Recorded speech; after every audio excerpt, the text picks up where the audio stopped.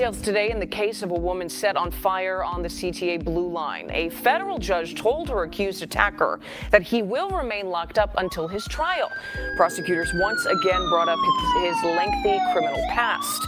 Our SL Rezai is digging into that for us and uncovered some new information from the very day that a county judge released him after an aggravated battery charge. SL. Yeah, Marie, prosecutors. Welcome on into another episode of the Healthy Discussion Show. And today we're talking about the man that damn near set the lady on fire in Chicago on the train station. This is why I don't do public transportation, right? Because you never know what may happen. But who do you blame for this? Do you blame the state on actually releasing the man with his lengthy criminal record, knowing that he was probably insane? 9 times out of 10, he was insane, and you keep on releasing him into the public. So to me, you're actually creating a problem. You're creating mayhem. But let's get into it. Smash that like button, subscribe to the channel. This is another episode of the Healthy Discussion Show. Let's go. Saying in exchange for second chances, Lawrence Reed has reoffended over and over, the federal judge granting the prosecutor's request to keep him detained. In court today, prosecutors saying 50-year-old Lawrence Reed has been arrested 72 times since he turned 18. His extensive criminal history includes an aggravated battery charge as recent as August, when Lawrence is accused of hitting a social worker at McNeil Hospital, Psychiatry and Behavioral Health in West Suburban Berlin. He was released on electronic monitoring.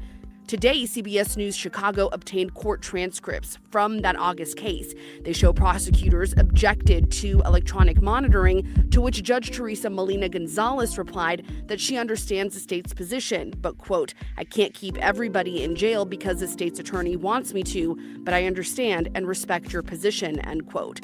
CBS News Chicago legal analyst Irv Miller says the judge should have never granted his release after that arrest. The aggravated battery with great bodily harm was a detainable offense. So then she had a balance. So the question would then be, if the judge isn't supposed to grant the release, why is this man in the street? On the train, to be exact. And it seems to me that he'd been setting things on fire the day before, a couple of days before. He didn't even change his outfit. I believe that the man have a mental problem. The same thing that happened with the man who decided to stab the Ukrainian woman on the train. Y'all remember that?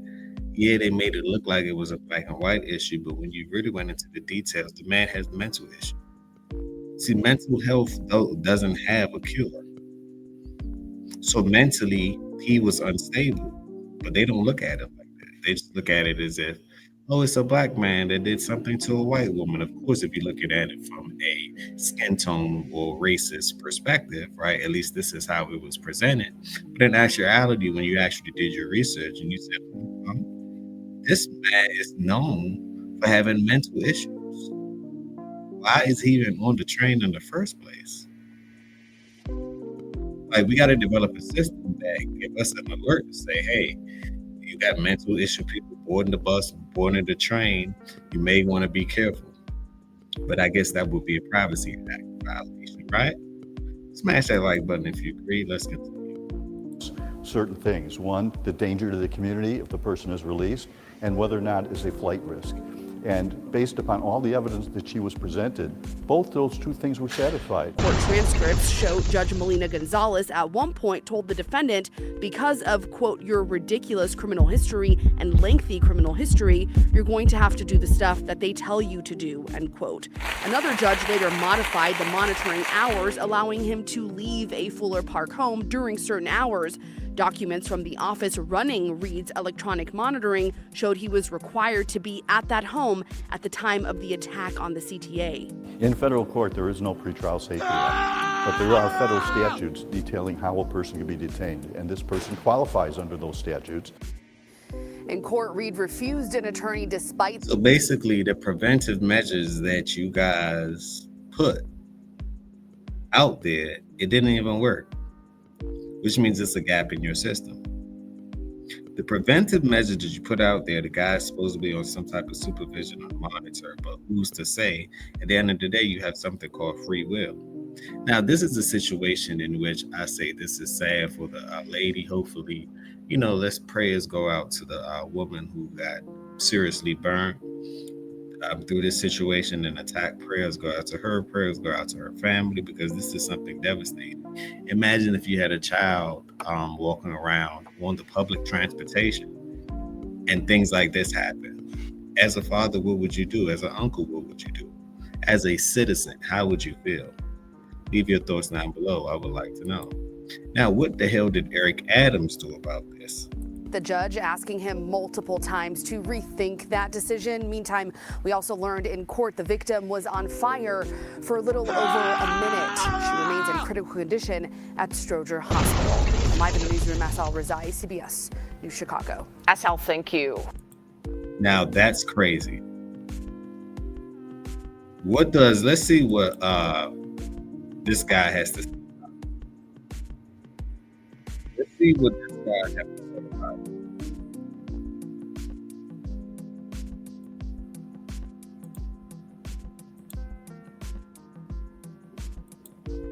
I'm gonna share the screen with you in a few.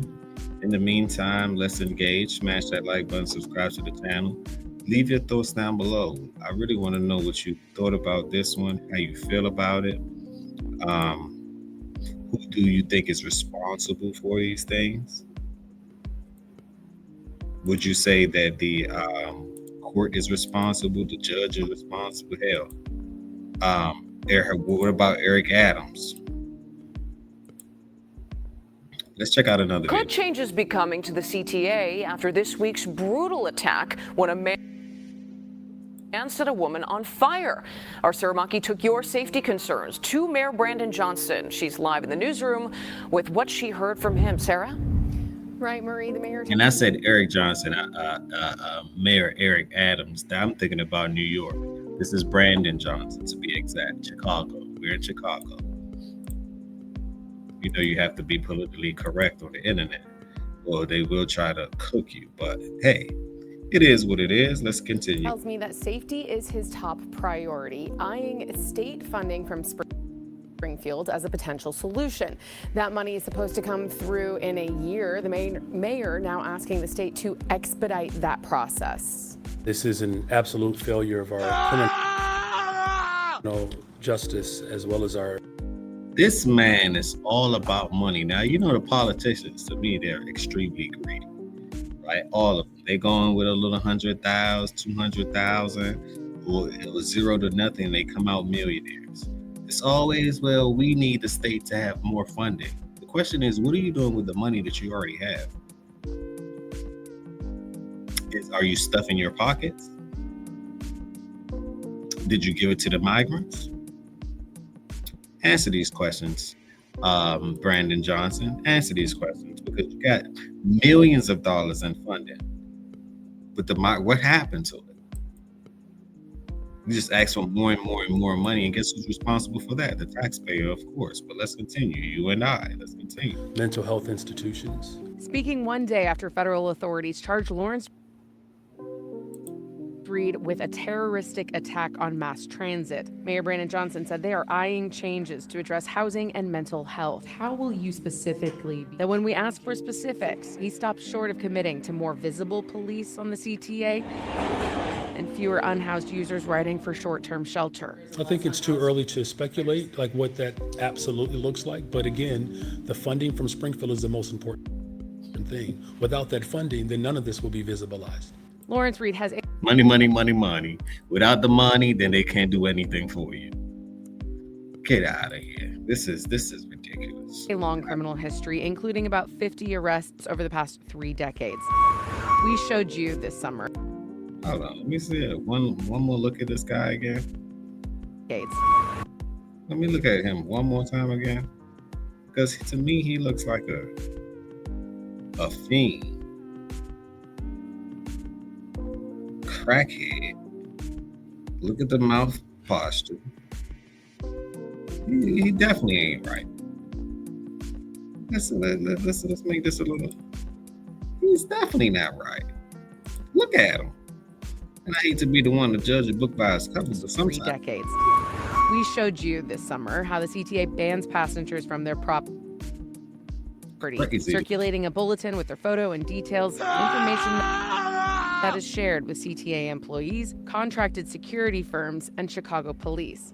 But CTA employees tell us they never took such actions against Reed, who did previously plead guilty in January 2020 to breaking the windows on an O'Hare Blue Line train and was sentenced to 2 years probation for that crime. Reed was also the suspect in an active aggravated battery case from August, accused of hitting a social worker at McNeil Psychiatric Hospital. A judge ordered him onto electronic monitoring, though her handwritten notes don't show why she made that decision. Documents from the office running Reed's ankle bracelet show there were more than 2,200 defendants on electronic monitoring earlier this month. Reed was one of the 176 with aggravated battery as the reason. But the arson happened on a day that Reed was required to be at a Fuller Park home.